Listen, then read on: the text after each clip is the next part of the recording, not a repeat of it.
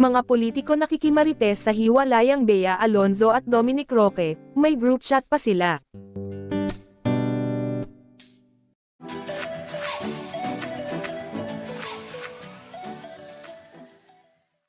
Pinaimbestigahan pala ng mga taong malapit kay Bea Alonzo si Dominic Roque at may ilang na lamang dahilan kaya nauwi na sila sa hiwalayan. Ikinwento ng buo ni Nay Christie ang mga nalaman niya sa kanyang source tungkol kay Dominic na naunang pagtsismisan sa social media. At nagulat kami sa pasabog na ito ni Christy Fermin, ang condo unit pala na tinitirhan nitong si Dominic ay nakapangalan sa isang napaka-kontrobersyal na politiko.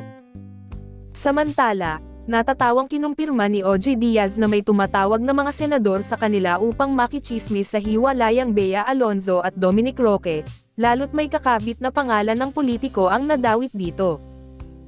Nadawit ang nabanggit na politiko dahil sa isyong nakapangalan daw dito ang high-end condominium unit na tinutuluyan ni Dominic. Ani ni OG, hindi talaga nakapangalan kay Dom ang kondo dahil umuupa lang siya rito.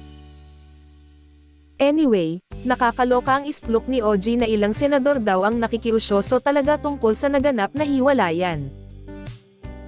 Hindi lang daw senador ito kundi iba pang politiko. Mga ano rin sila, mga marites, say ni OG. Sabi ko doon sa isang senador na kausap ko, nakakaluka bakit pinay-pressure mo ko, senador. Sagot daw ng senador, sige na kasi may group chat kami rito sa Senado, kapag free time namin, bago kami sumalang, talagang nag-aano kami, nagchichismisan sa mga buhay-buhay ng artista.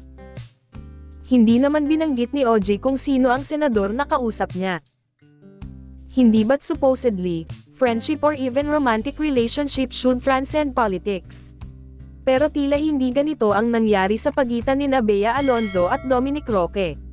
May bearing daw kasi ang kanilang magkasalungat na political learnings. One of the issues being raised against Dominic ay ang pagiging Apollo 10 nito. It turned out na kaya pala Apollo 10, ang tawag kay Dom ay dahil apologist siya ng isang politiko. A peek into his Instagram account reveals na pina-follow ito ni Dom. Taliwas naman daw ito sa political fence ni Bea. Sa ngayon wala pang komento dito sina Bea Alonzo at Dominic Roque.